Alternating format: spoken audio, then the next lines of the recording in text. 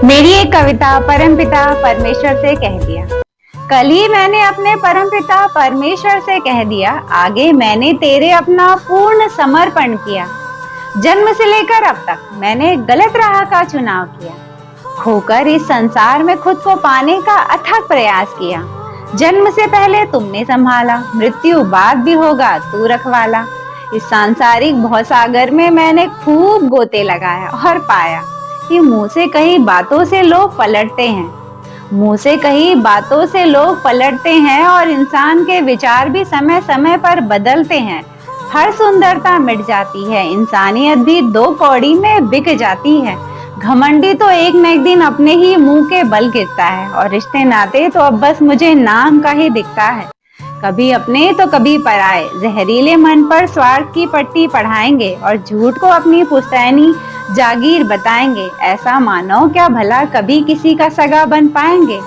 मैं अपनी ऊर्जा निरर्थक ही इन सबके पीछे क्यों गवाऊं, मैं अपनी ऊर्जा निरर्थक ही इन सबके पीछे क्यों गवाऊं। क्यों ना मरने से पहले ही संभल जाऊं।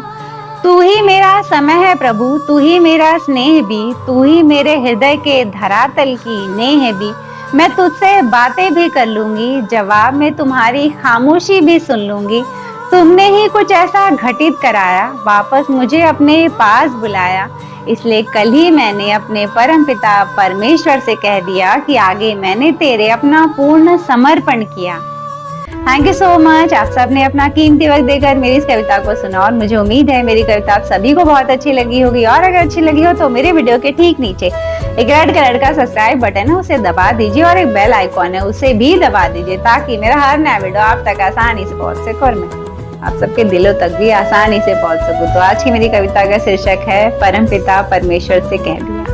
तो आज आप सभी इस बात को बहुत अच्छी तरह समझ रहे होंगे कि आज की डेट में हमारा समाज एक रोगी समाज बनता जा रहा है, एक दुखी समाज बनता जा रहा है। और मुझे यकीन है आप सब भी मेरी इस बात को एग्री करोगे, क्योंकि देखिए आज तो पैसा कमाने की एक दौड़ थी और आज पैसा सभी कमा रहे, लेकिन स्टिल सभी दुखी है, स्टिल सबके पास कुछ ना कुछ दुख है। आज तो पैसा औरतें भी कमा रही हैं, आदमी भी कमा रहा है, फिर भी हम दुखी हैं। तो सोच कर देखिए कि ऐसा क्यों हो रहा है, हम स्टिल क्यों इतने दुखी होते जा रहे हैं। हम इसलिए दुखी होते जा रहे हैं क्योंकि हमने जो है कि आज के डेट में आध्यात्म का साथ छोड़ दिया।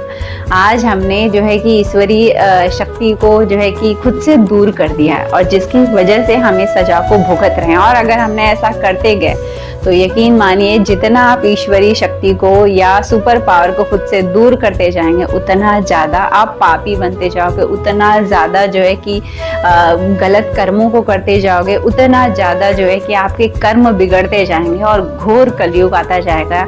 देखिए 3 युग जो हमारे रहे, सतयुग, त्रेता युग और द्वापर युग। तो क्या लगता है आपको कि इन तीनों युगों में ईश्वरीय शक्ति जो है कि इस धरती पर आई, लेकिन इसका मतलब ये नहीं, ये युग भी लाखों वर्षों के थे, लेकिन भगवान जी आए और चले भी गए इस धरती से, लेकिन बहुत वर्षों तक उन्हें याद रखा गया। और जो समय है द्वापर युग और कलयुग में हमें भगवान जी को साथ रखना था और वो हम भूलते जा रहे हैं, अध्यात्म से खुद को दूर लेते जा रहे हैं, हम ईश्वरीय शक्ति पर भरोसा नहीं कर रहे, जिसकी वजह से आज हम दुखी हैं। कितना भी दौड़ लगा लीजिए आप पैसे के पीछे या फिर किसी चीज के पीछे, हर अच्छी चीज जो है कि आप जो पाना चाहते हो वो किसी न किसी इंसान के पास है, अवेलेबल है और वो भी खुश नहीं है। आप उससे जाकर पूछ कर देखिए कि क्या वो खुश है, वो भी खुश नहीं होगा, वो भी दुखी होगा। कभी बैठकर सोचिए तो सही कि क्यों भाग रहे हैं हम, चाहिए क्या हमें? कुछ नहीं चाहिए। हर इंसान को सुकून चाहिए, हर इंसान को संतोष चाहिए, हर इंसान को खुशी चाहिए। और वो खुशी कैसे मिलनी है? वो खुशी तब मिलनी है जब आप बैठकर विचार करेंगे, चिंतन करेंगे कि समस्या कहाँ है कि जो है कि हम भूल कर रहे हैं, चूक कर रहे हैं, जो हम चाह रहे हैं वो हमें नहीं मिल पा रहा। हम चीजों में सुख ढूंढ रहे हैं, हम पैसों में सुख ढूंढ रहे हैं। देखिए कुछ इंसान होते हैं जिनके पास बहुत कम पैसे आते हैं और वो समझ जाते हैं उस बात को कि पैसे से सुख नहीं मिल रहा। और कुछ इंसान होते हैं जिनके पास बहुत सारे पैसे आ जाए, वो तब भी समझ नहीं पाते कि ये पैसे से मुझे क्या मिल रहा है और क्या नहीं मिल रहा।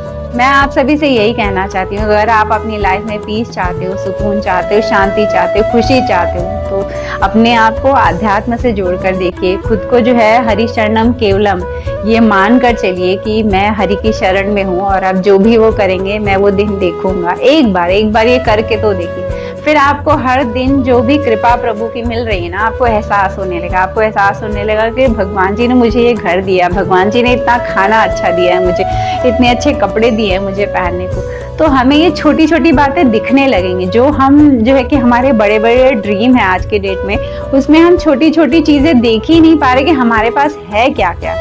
जब ये दिखना बंद हो जाता है तो दुख हावी होने लगता है हम पर। हमारे पास जितने सुख है हम वो देखना ही नहीं चाह रहे हैं, और जो नहीं है उसके पीछे हाय हाय कर रहे हैं, तो दुख तो बढ़ना ही है ना। एक बार जब आप प्रभु के पास जाओगे, तो प्रभु की शरण में होगे, तब आपको दिखेगा कि क्या क्या दिया है प्रेजेंट में आपके पास, क्या क्या है वो सब तो ईश्वर ने ही दिया है। तो आपको एहसास होगा कि बहुत कुछ है मेरे पास, और जब ये एहसास बढ़ने लगेगा तब आप सुखी होना शुरू कर दोगे। एक बार विचार करके देखिए कि आप घर से बाहर निकलते हैं, क्या कुछ नहीं हो सकता आपके साथ। इवन घर में रहकर भी बहुत सारी दुर्घटना हो सकती है, बहुत कुछ अनर्थ हो सकता है हमारे साथ, लेकिन हर दिन हम बचकर निकल जा रहे हैं उससे। प्रभु हमारी रक्षा कर रहे हैं, ईश्वर हम पर कृपा कर रहे हैं, यही तो हम बच रहे हैं। हमारा दिन अच्छा बीत रहा है, हम अच्छे से खा पी कर सो गए, तो बिस्तर पर जाकर बनता है हमारा एक बार आप दिल से प्रभु को थैंक यू कहे इस बात के लिए कि आज का पूरा दिन आपने मेरा ख्याल रखा, एक अच्छा भोजन मिला, अच्छा कपड़ा मिला और अच्छी जिंदगी में जिया आज का पूरा दिन। तो इस बात का जो है कि धन्यवाद जो है अपने प्रभु को जरूर कहिए। इतने मतलबी मत बन जाइए कि आपके पास बहुत कुछ है और आप हाय हाय करे जा रहे हो मेरे पास कुछ नहीं है। शांति लाइए मन में थोड़ी सी, और जब ये शांति आएगी आप खुद को कंपेयर करना भी लोगों से बंद कर दोगे। आप अपनी यात्रा को समझोगे कि ये मेरे कर्म की यात्रा है और मैं उस यात्रा पर चल रहा हूँ, मैं अपने कर्मों का फल भोग रहा हूँ। तो आपके अंदर खुद ब खुद शांति आने लगेगी कि जो मेरे कर्म थे मैं वही कर्मों को भोग रहा हूँ, उसी रास्ते पर चल रहा हूँ। और सबकी अपनी यात्रा अलग अलग होती है, तो हमें जरूरत नहीं किसी से भी खुद को कंपेयर करने की। आप यूनिक हो और आपके कर्म भी किसी से मिलते जुलते नहीं है कि वही लेखा जोखा आपको भी मिलेगा। आपके कर्म भी अलग हैं तो अलग परिणाम मिलेगा। मैंने पहले भी ये बातें कही है आप सबसे, और आज भी ये बात आपसे कहूंगी कि अगर आप खुद को अध्यात्म और ईश्वरी शक्ति से जोड़ते भी हैं, तो हमारी पूजा में, हमारी श्रद्धा में इतना दम तो नहीं होगा कि हम भगवान को जो है कि प्रसन्न कर ले जाए, उनके दर्शन कर ले जाए। बहुत रेयर, बहुत विरले के साथ ऐसा हो सकता होगा, लेकिन मुझे ऐसा लगता है हम सब में इतना दम नहीं रह गया, हमारा मन इतना निर्मल नहीं रह गया, हमारी सोच इतनी पवित्र नहीं रह गई।